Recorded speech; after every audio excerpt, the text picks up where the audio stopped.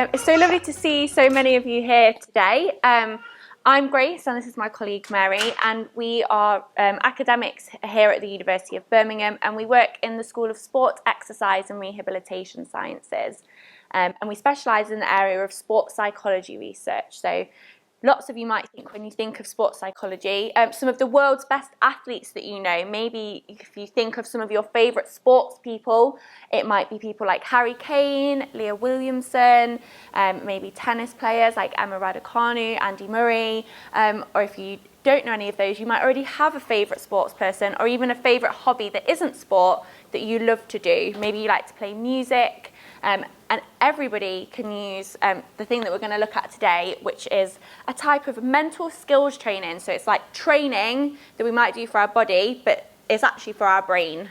And specifically today, we're going to look at something called emotional awareness. We've also done this work taking what we do with the world's best athletes and helping people who experience homelessness here in Birmingham through a charity called St Basil's. And you'll see that on your tables there's a booklet which is basically a mental skills training toolkit, and that's something that we've developed with St Basil's to basically translate that sports psychology into something that anybody and everybody can use. So Mary will guide you through the toolkit a little bit more in a minute when we get onto the activity. But the really important thing to remember is that all of you that have brought your grown-ups for a day out, and your grown-ups as well, is that the world's best athletes need to learn how to manage their emotions and be able to recognise them. So do your favourite musicians, your friends, your grown-ups, and so do you guys, and so do we. So everybody needs to learn to be able to recognise the different emotions that we experience, and also how to manage them as well. And you'll be able to see that the talk today is called Learning to Ride the Wave. So what I'd like you to do, because before we can learn to manage our emotions, we need to check if we can surf, if we can ride some waves. So find yourself some space. Grown-ups, you can do this as well if you'd like to. So if you want to, you can stand up and find some space. And then we're going to imagine that we're standing on a surfboard. Yeah, so like this. And just remember, if you want to make sure you're facing the front if you don't want to be on the camera. So imagine you're surfing. You might need to bend your knees a little bit in case a big wave comes. And put your arms out to help you balance. There we go. There's a big wave coming. Are you ready? Cool, great job everyone. And if you need to get any excess energy out, have a little wiggle or a little dance and get it all out. And then I'm going to hand over to Mary now, who's going to go through the first part of the activity, which is to do with the grid that's in front of you. We'll go through until about 11:05, but we'll play it by ear a little bit if we need to, and then we'll take a break. Yeah, thanks, Grace. So, hi everyone.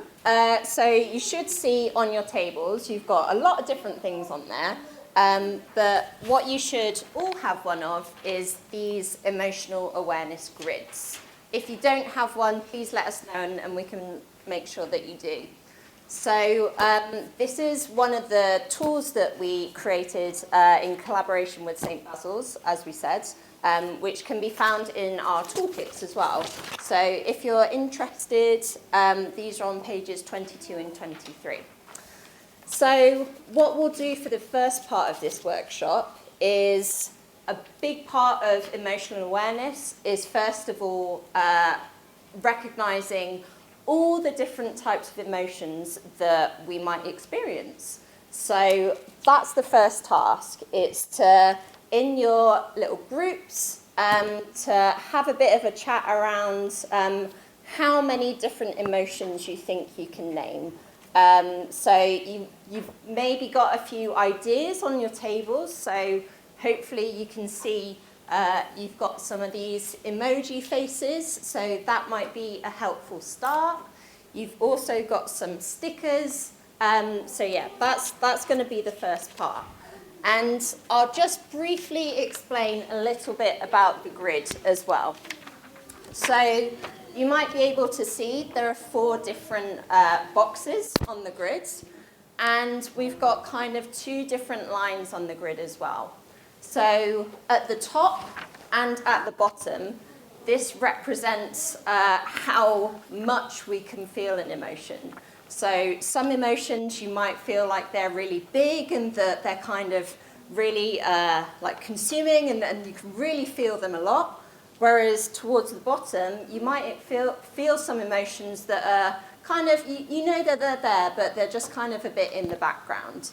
So that's that kind of line through the middle.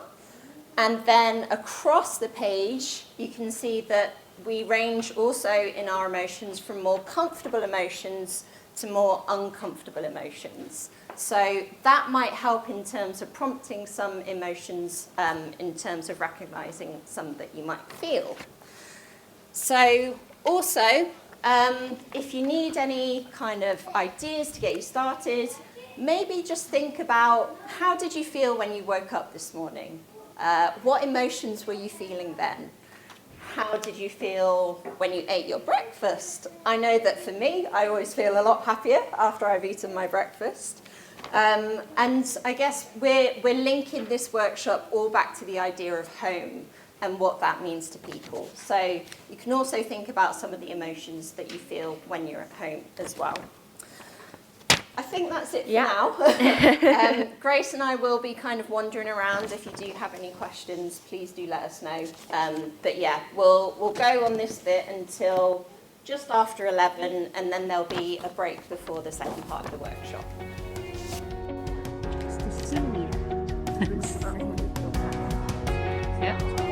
You did all the stickers. What a great job, Jack. Is it Jack? Yeah. Yeah, well done. Yeah, those shops, you know, does that make you feel comfortable or does it make you So it'll help people to see the kind of work that we do in a really different way. Because I think in a university, people think you sit and you type at a computer and just write things all the time. But that's not everything that we do, so yeah.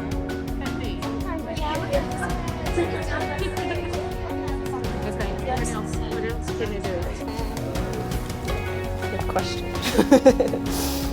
There, I can come and give you a bit of a brief introduction. No problem, have a seat.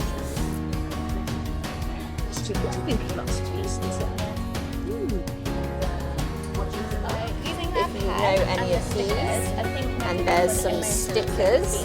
Yes, stickers as well. So you can use that. baffled? That's a nice one. Really rainy days out feel there. very shy. Yeah, and that's normal.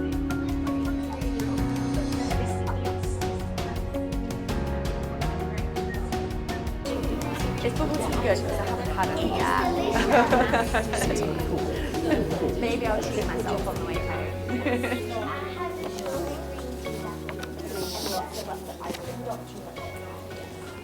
So we're just going to move on to a tiny little activity that takes what you've just been doing and doing it in a slightly different way here at the front, and then it'll be time for our break. So it's been great. Me and Mary have loved coming round and listening to all the different discussions, the different emotions that you've come up with, where you've put them, listening to the things that make you maybe furious. That was a word I've heard a lot this morning. But also the things that make you happy. And it's really good to be silly sometimes because it's good to have fun and make ourselves laugh. So what I'd like you to do is, oh yeah, have you got a question? I put silly in the middle because sometimes it makes you uncomfortable, sometimes it's small, sometimes it's big, and sometimes it's uncomfortable, comfortable. Yeah, and I think you've just raised a really, really good point that sometimes how big or small or how comfortable or uncomfortable we find an emotion depends on what we're doing, where we're doing it, and why we're having to do whatever it is we're doing. So, for example, sometimes trying something new can be super fun, like trying on some new clothes for a party maybe. But if we're trying out a new test at school, it's still something new, but we might feel a little bit different about both of those things. So that was a very good point, well done. What I would love for you to do is to pick one of the emojis, the big giant emojis on your table, and I'd like you to come and put it somewhere. So we've got a giant version of the grid that you've just been working on down here on the floor. So if you'd like to, you can pick a couple of the emojis and then you can come and put them on this grid here at the front.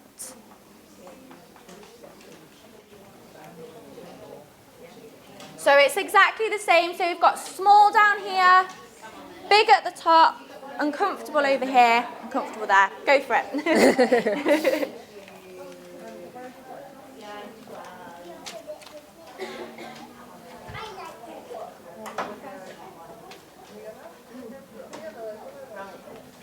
So, do you think this is a comfortable feeling or a well-being feeling? Comfortable. So that means we're in this part. And how strong a feeling do you think it is? Where would you like to put it in this direction? Yeah, lovely. Lovely.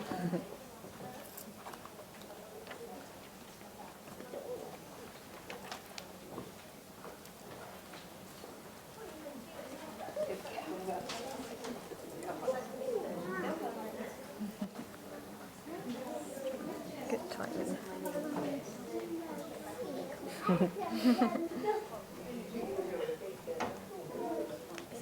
Is it the next bit? Yes. Where are you going to put it? Oh, great job. That's it. Well done.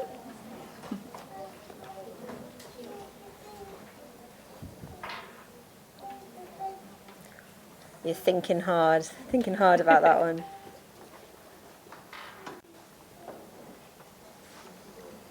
Where are you going to put this one?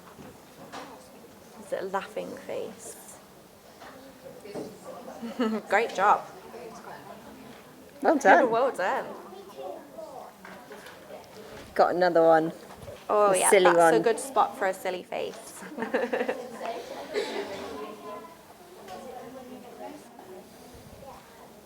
Cool, so we'll just do these last ones. Well done. Well done, everyone. So, great job putting all your emojis on the grid at the front. It looks much more interesting now. The thing that I love about everybody bringing all of their different ideas together is that actually we've got now a visual example of exactly what this young man just said, in that people have put different feelings and emotions in different points on the grid, and that's because different emotions can mean different things to each of us. So for example, we've got a thinking face up here, which is big and uncomfortable, because sometimes when we're thinking and we're not sure, it can feel a little bit strange.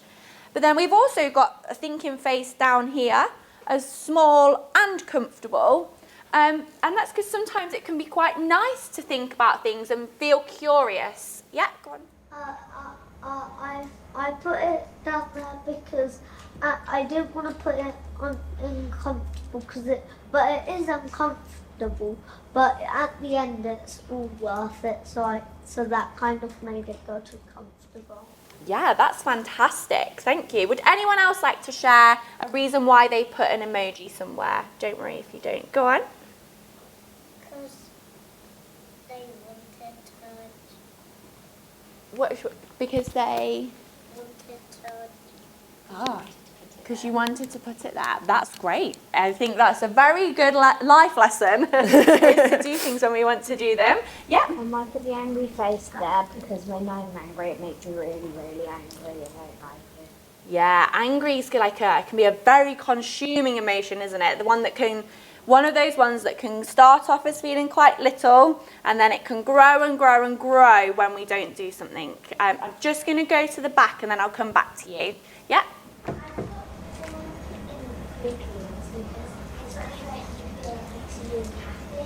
it's a big thing, so it makes you feel so much better and overwhelmed at the same time.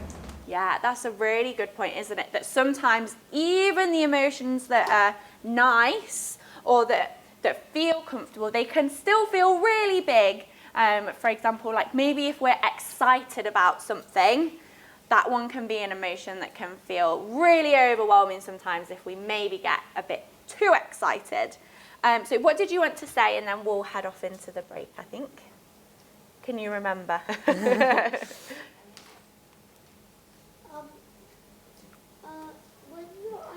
But I shouldn't angry be put in the middle because it's like it starts off low and then it gets higher, bigger, and it's huge. Yeah. So everybody experiences different things. So you might like to have it in the middle, which is awesome for you, and then someone else might like to have it in the top, which is awesome for them as well. I think it's a really good point as well, because our emotions, they don't just stay the same during a day, do they? They kind of move around, they move from different areas of the grid as well. So I think that's a really good point that you made. Like at one point in the day, it might start in the middle, and then later on in the day, it might move to another area. So yeah, really good point. So we're at 11:05 now, so we'll take a 10-minute break. The toilets are over in the opposite corner to this room, and there's the free water on the bar as well. So you feel free to use those or mill around in here, go for a walk outside, but we'll start back at about 11:15. And if you obviously have any questions or anything, you can grab Mary and I in the break as well.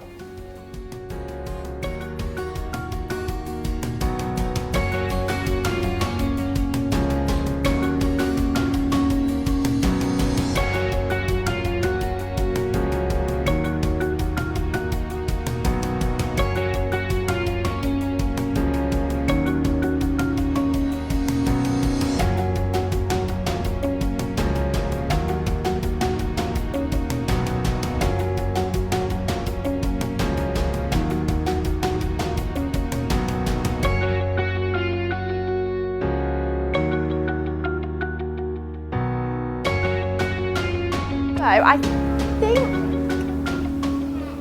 everybody's back from the break now.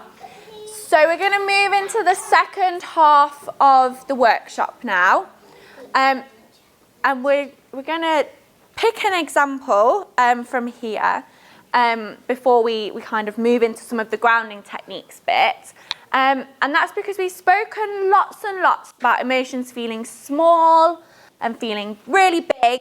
And the extent to which they feel uncomfortable or comfortable. And the one I want to pick to kind of give you an example of is this one. So when I think of this emoji, it makes me think of nerves or being anxious, because I might pull that face if there's something that I'm not sure about. So this one is a really funny one to pick, and I've chosen it for a specific reason, and that's because when we feel emotions, whether they feel big or small or uncomfortable or comfortable, as well as that feeling, we have something called a physiological response, and that's where we basically we feel things in our body as well as how we think in our mind as well. And with nerves or feeling anxious, some of those feelings that we get everywhere in our body can be the ones that feel the most uncomfortable for everybody. So I've definitely felt nervous lots of times, and I'm sure that some of you guys have felt nervous before as well. And maybe some of you even felt nervous about coming here today, and that's totally fine. Because the reason we have that anxious feeling, which sometimes is butterflies in our tummy, sometimes we might get a bit hot, we might feel very like we need to move around a lot, or like we like to tap things or fidget around, and that's fine. Yeah. But I do that when I'm excited too. That's fine. So sometimes the same thing that we feel in our body, we can label it differently. So we might think of those feelings as being a bad thing when we call them nerves, but those exact same feelings that we get in our body, we think are a good thing when we call it excited. So sometimes what we call the thing can help us to feel differently about it and how we think about it, and we call that reframing. So nerves, for example, or anxiousness as well, some people have had that written on their grids, basically is in relation to when a chemical gets released in our body called adrenaline.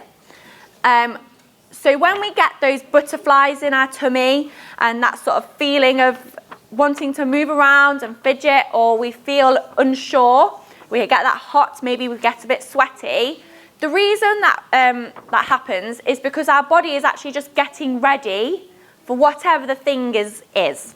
Whether it's a test, it's your body trying to help you feel ready for that thing. So that's a way that we can reframe some of those feelings and those physical feelings in our body that can feel not very nice sometimes. And we can do that with the other emotions as well.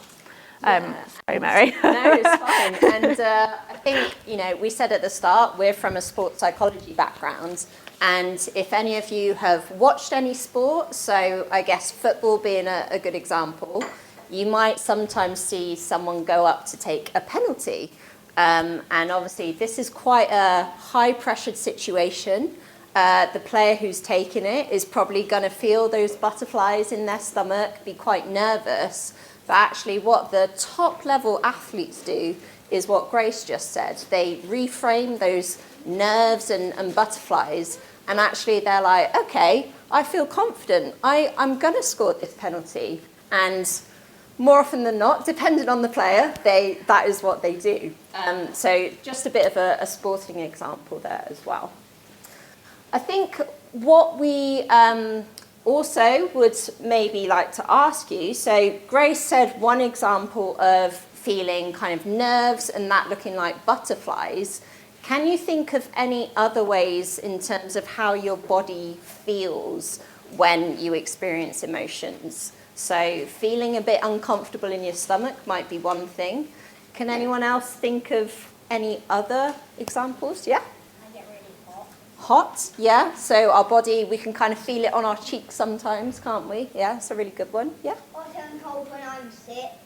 Yeah, exactly. Yeah. So often when we're a bit unwell, that can make us feel other emotions. That yeah, we can feel hot and cold. Yeah, the back. Shiver. Yeah, I think sometimes we see our hands go a little bit like that, don't we? And I think Grace and I have probably had that before presentations. So yeah, that's a really good suggestion. Yeah, in the middle, then I'll go at the back. Sorry, can you say that again?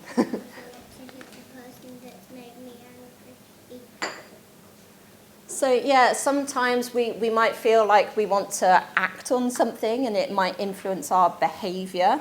And I guess what we're going on to next is kind of how we can maybe help move those emotions to more small emotions to help us deal with that. Yeah, at the back, you had something, I think. Was there one at the back?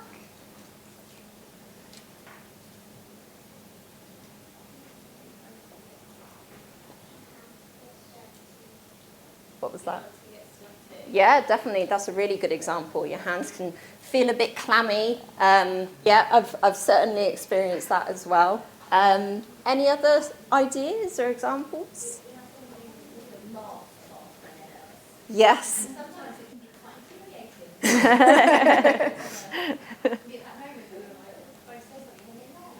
Yeah. I think nervous laughter is definitely something, and all of these kind of physical reactions that we have to emotions, these are all to do with some of the chemicals that are released that make us do those things. Yeah, did you have another one at the back? Say that again, sorry. Chest feel tight, yeah. I think that's a really good example. We can sometimes feel a bit tense, and that can influence our chest, which might also influence our breathing. So we might kind of get a bit kind of shallow with our breathing. Yeah, in the middle, yeah. Yeah, itchy, like slightly uncomfortable. Yeah, yeah. When two emotions like merge and you're not sure, like if there's like when you feel like you want to do this, but you also want to do this, you kind of feel like I imagine some like distance pushing on each other, like, and they like, when I want to do something, the piston goes out, but when I don't know what to do, they come up and explode. Yeah. And I cry. So there's lots of different distractions and lots of things going on at the same time that can sometimes make us feel a little bit overwhelmed, can't they? So I think you've all done a brilliant job at naming some examples there. That's really great.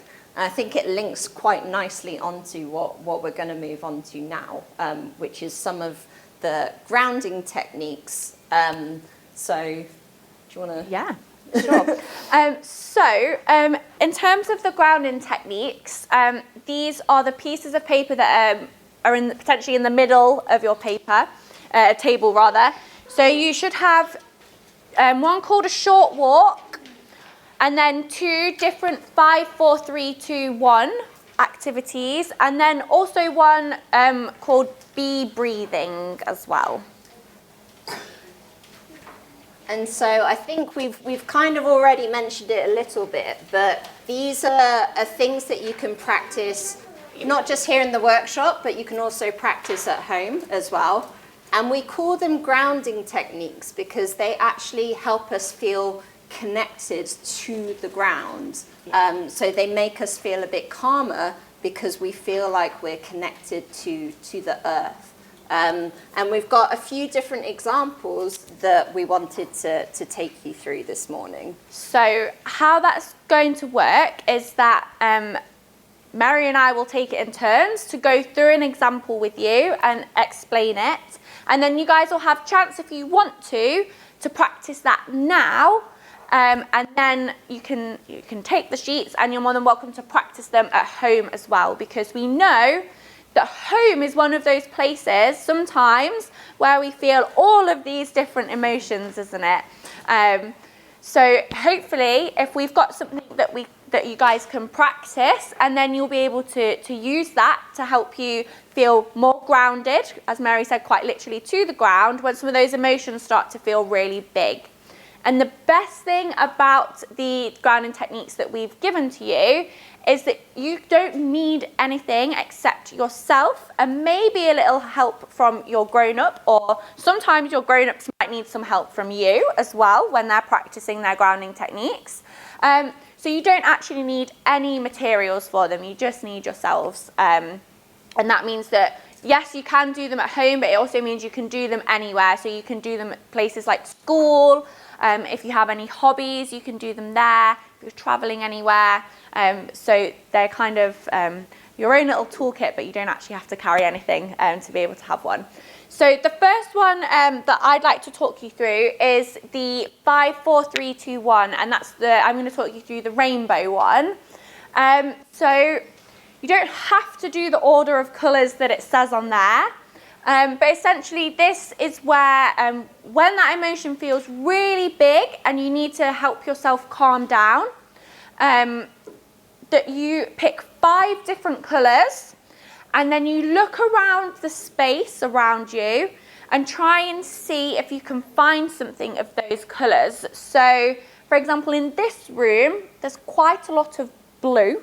So I might pick blue as the colour that I'm going to try and find 5 things of, and then maybe pink as the thing I'm going to try and find 4 things of, because sometimes, depending on the environment, there might not be one of the colours that you're looking for, and that's totally fine, and you can always pick a different colour if you need to. So we're going to suggest that you guys have a go with that now. Sometimes it can help to take a really nice deep breath between the different colours or the different item that you find, because that can help you to kind of get that grounding as well. So I'll let you guys have a couple of minutes now to practice that one, and then I'll hand over to Mary to do the next one. So you think they all tend to use some of the same colours? Yeah. Good job. This table here is absolutely Good example. Okay, everyone. So hopefully you had a bit of time to practice. I heard lots of good ideas in terms of naming different colours. So well done. We're now going to move on to the next one, which is similar. So again, we're using the 5, 4, 3, 2, 1 technique. But this time we're looking at this one, which should be on your tables. And this is more about our senses. So it can be a little bit trickier sometimes, but see how you get on with it. So you have a go at naming 5 different things that you can see, 4 things that you can feel, 3 things that you can hear, 2 things you can smell, and 1 thing that you can taste. So the taste one is sometimes a bit tricky if you're maybe not eating at the time, but have a bit of a go at it and see how you get on. So 5, 4, 3, 2, 1, but with your senses this time. I've got a tickle on my nose. I had a really bad tickle on my nose, but I was like, That's something you can feel. yes, perfect. And it kind of links to mindfulness in a way in terms of being aware of like your surroundings and the present moment. Yeah, nice, well done. Right now, what I like to do is think of Yeah. my favourite tastes Yeah, exactly. as an alternative, so that can be a good one. So I normally like to think of chocolate. Okay. So, great job on doing the 5, 4, 3, 2, 1 of your senses, because some of those ones can be really challenging.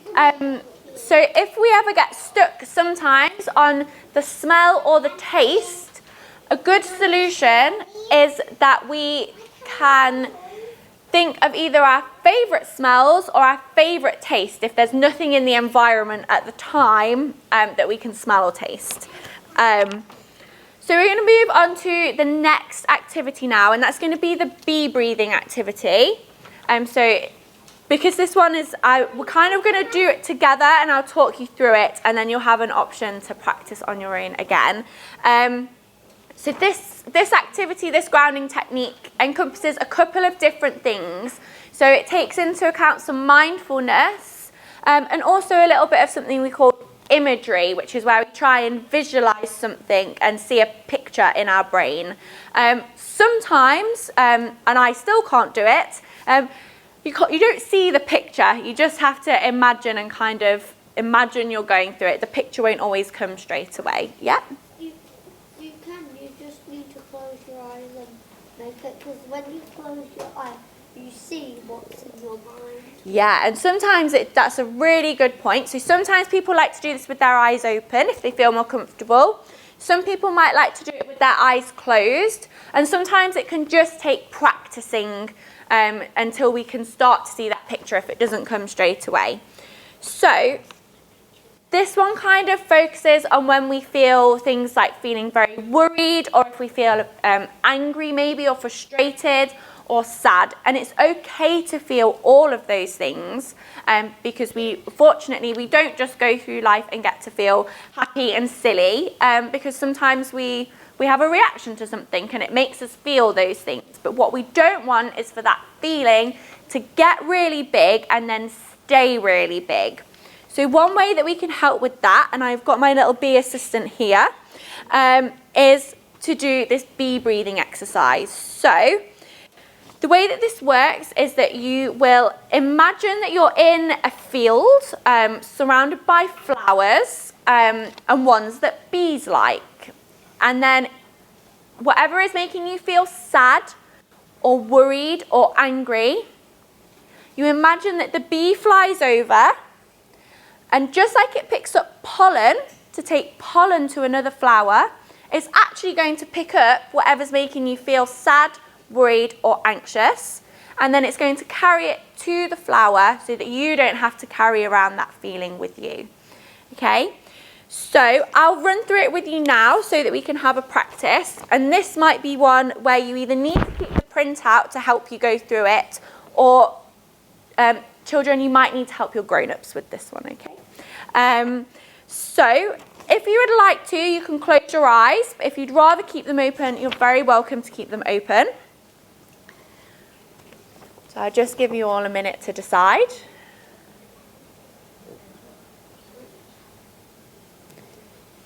So what I'd like you to do first is take a nice big deep breath in. Feel all the air going inside. And then as you keep doing those nice breaths in, I'd like you to imagine that you're outside in a garden or a field, and you're surrounded by beautiful flowers with lots of bright colours and some bees, just like the one that you've already seen that I have at the front. As you start to breathe out in your natural breathing rhythm, I'd like you to imagine the bee flying over to you from a nearby flower, and it picks up whatever's making you feel worried or sad or mad. And then it's going to pick that up, and then on your next big breath, I'd like you to imagine that the bee is flying away with whatever that thought is that's making you feel those things.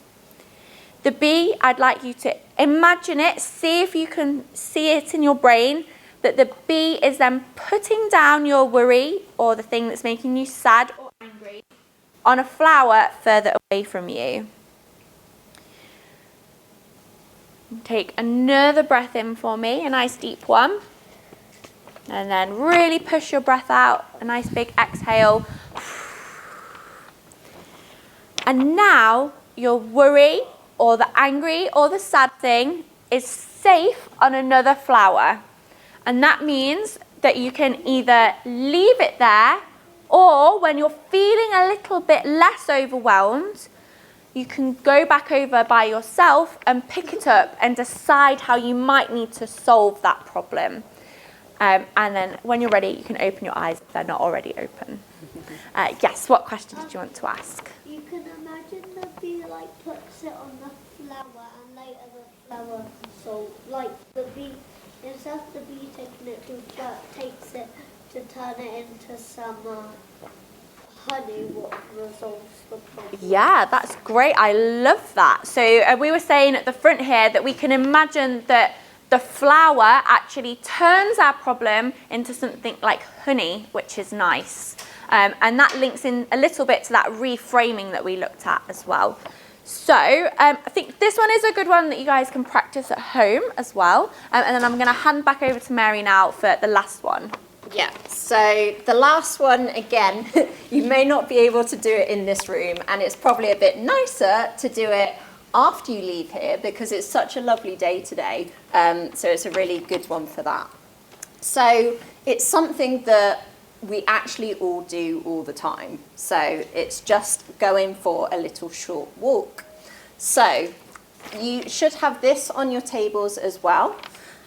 So this, like Grace said a bit earlier, it links to something called mindfulness, which is being aware of what's in our environment and being kind of in the present moment rather than worrying about the future or worrying about the past. So this can be done just for a few minutes. It can be done for a longer time. It's really flexible depending on what works for you. So there are a few things to focus on. So the first thing is concentrating on your feet. And that might sound a little bit funny, but I'd like you to think about how your feet feels when you're touching the ground and lifting it back up again. It's not something that we focus on that often when we're walking, but actually if you go heel and then toe, and you can kind of feel the transfer of your weight as you're walking. So that's one thing that you can pay attention to when you're on a short walk. Another thing is that you can notice how long or how short your steps are. It might depend on where you're walking. I know when I'm rushing, my steps might be a bit longer, whereas other times they may be shorter. And another thing, like we said, these are called grounding techniques because they help literally ground you to the floor. So I'd like you to think about the strength of your feet connecting with the ground as well. So again, depending on where you are and what you're doing, sometimes it might be quite heavy and you really feel connecting, or other times it might be lighter, like if you're pretending like you're walking on eggshells and you have to be quiet as well. So those are some ideas of things that you can focus on just when you're going for a short walk. And although it's maybe nicer to do it outside, you can do that inside as well. And I guess with all of these grounding techniques, you've got these printouts, so please do feel free to take these away with you. These are also all on our website, along with some interactive versions of the tools, both the grid one that you've done today, but also some other ones that are in the toolkits as well. And you can find those on our website, which is sprintproject.org, and that's at the bottom here. Or if you have a phone, you can scan that QR code there, and it will take you straight to the interactive tools as well. That's it. We're on time, which is good because it's lunchtime now, so I can imagine that everybody is ready for some lunch. But we just wanted to say a really big thank you to all of you for the amazing ideas that you've had, the things you've had to say, because although hopefully you guys have been able to learn from us, Mary and I have also learned lots from you guys today as well, and we really appreciate that. So all of the children that attended today get a free emotional octopus with their tickets. So we do have those for you now. So you can collect those as you're sort of leaving. But yes, just a huge thank you all for coming today. It's been really lovely to meet you. And if anyone does have any questions or anything like that, then please just grab myself or Mary at the end. Thanks, everyone. So well done, everyone. There's different colours. So it's either blue or purple or yellow and orange. So do you want blue, purple, yellow, or orange?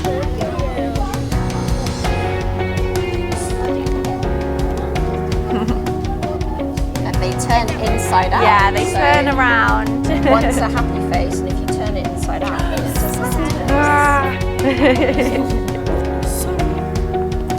Sorry? It's the happy one. I feel like I'm handling that. Yeah, if he's beat, because you can feel.